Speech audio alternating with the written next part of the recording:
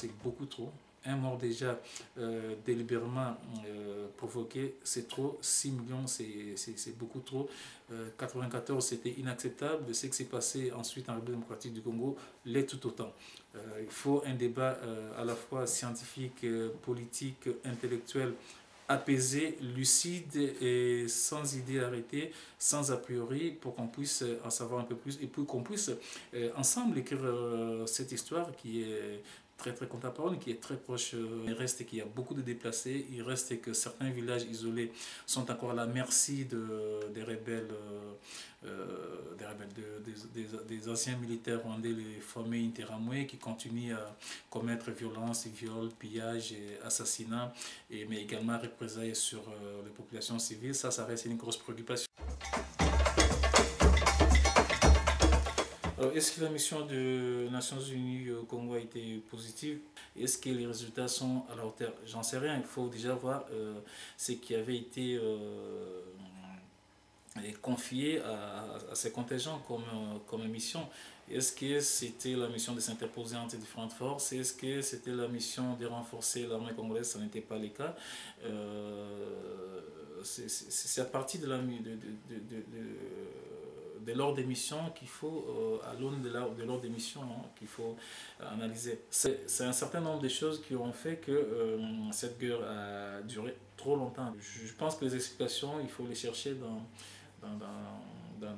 différents domaines, à la fois dans la responsabilité de la communauté internationale, à la fois dans les intérêts économiques que cette guerre générait, que beaucoup avaient intérêt que la situation reste en l'état, mais dans la corruption aussi qui a gangréné la classe politique et l'armée congolaise, mais bon, également l'esprit un peu aventuré, belliqueux de Paul Kagame, qui a été pour beaucoup dans cette situation désastreuse. Le problème du Rwanda 94, il faut d'abord dire que si le Rwandais s'était entendu, si les médiations qui avaient été faites avaient été acceptées par les Rwandais, on n'en serait pas arrivé là. On sait que des médiations, notamment sur les partages du pouvoir, avaient été menées, mais on savait que c'était un marché des dupes. Personne ne voulait du partage du pouvoir, que ce soit le gouvernement à dominance Hutu qui était en place, que ce soit les rebelles dirigés par Kagame qui était encore à l'époque en Ghana.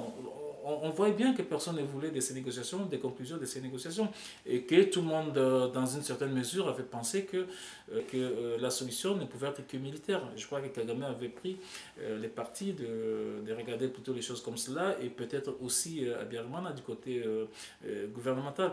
Moi, je ne pense pas que c'est toujours la faute aux autres, ou que la faute principale reviendrait d'abord aux Occidentaux, aux multinationales. Je ne pense pas. À un certain moment donné, les Africains, il faut qu'on s'interroge sur nos propres responsabilités. Moi, ce qui m'intéresse, c'est l'idée que les Congolais se font de leur pays, l'idée que les Rwandais, les Ougandais, les Burundais, les Congolais se font de l'avenir de la sous-région. C'est ce qui m'intéresse. Moi, ce qui m'intéresse, c'est la responsabilité que les Congolais, les Ougandais, les Rwandais, les Burundais sont aujourd'hui décidés à assumer pour construire un certain avenir. Quel avenir on veut avoir ensemble?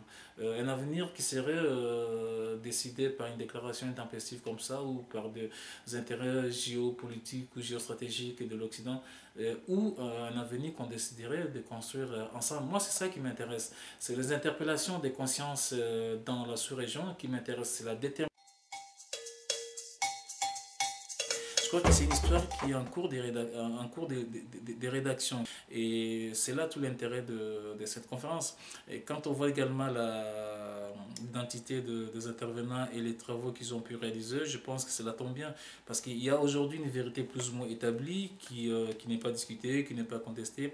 Et Pierre Payan et Charles Onana apportent un autre son de cloche et soulignent d'autres faits qui mériteraient en tout cas d'être partagés, qui mériteraient d'être discutés, qui mériteraient d'être débattus.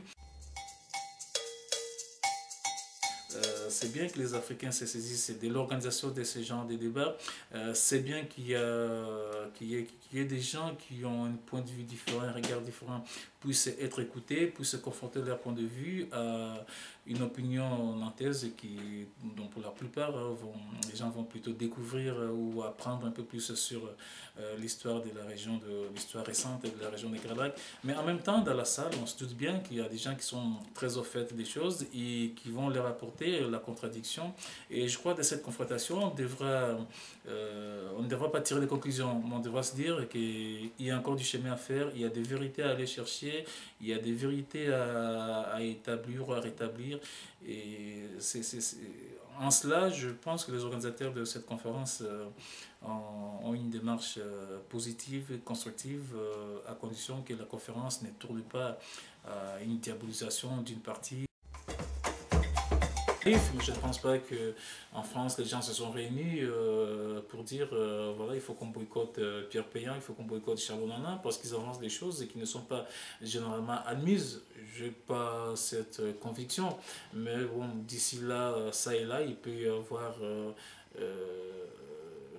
une certaine tiédeur ou une certaine frilosité à accorder la tribune à des gens qu'on a accusés à tort de révisionnisme ou d'incitation à la haine raciale. Ce qui s'est passé en Nantes, par exemple, ça n'a jamais été une décision politique. On sait clairement que c'est pas... Moi, je trouve un peu gênant une sorte de retenue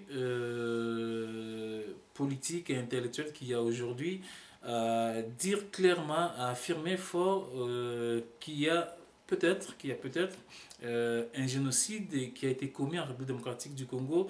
Les génocides, c'est pas seulement une question de nombre. Hein. Quand on a tué 100 000, ça peut être un génocide. Quand on a tué 1 million, 3 millions, 4 millions, ça peut être un génocide. Le problème, c'est pas tant dans les nombres. Aujourd'hui, on parle de 6 millions de morts congolais. C'est pas que des morts tués par les différentes rébellions ou par les factions rebelles soutenues par le Rwanda, mais c'est également des morts indirectes, comme on dit. Des gens qui sont morts dans les forêts à cause de la guerre qui a été provoquée par telle ou telle rébellion ou nourrie par tel ou tel pays.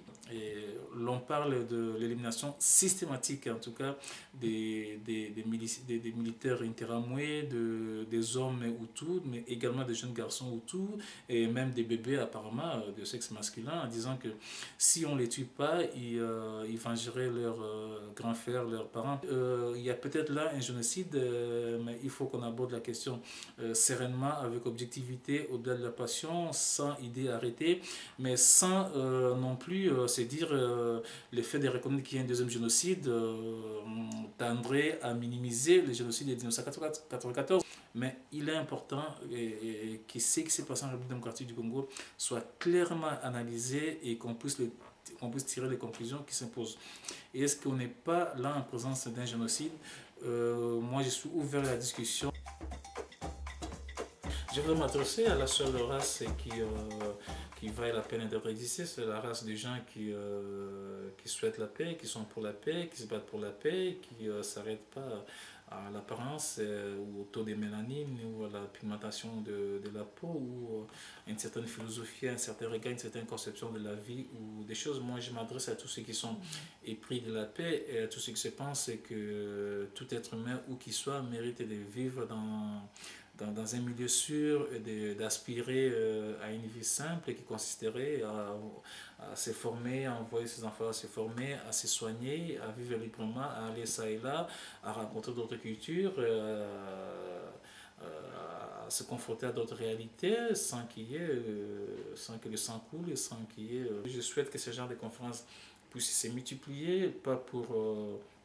valider ou invalider telle thèse ou telle thèse, mais simplement pour se dire, oh là là, ne nous fermons pas l'esprit à d'éventuelles analyses, à d'éventuelles démarches de clarification de ce qui se passe, et croisons nos regards, croisons nos analyses, mais au moins que ce que l'on peut découvrir puisse nous aider à faire avancer la paix, et puisse nous aider à avoir une bonne compréhension des causes et surtout des conflits, parce que c'est là-dessus qu'il faut agir. L'essentiel pour moi, c'est les Africains cherchent à avoir la maîtrise sur tout ce qui influerait sur leur vie.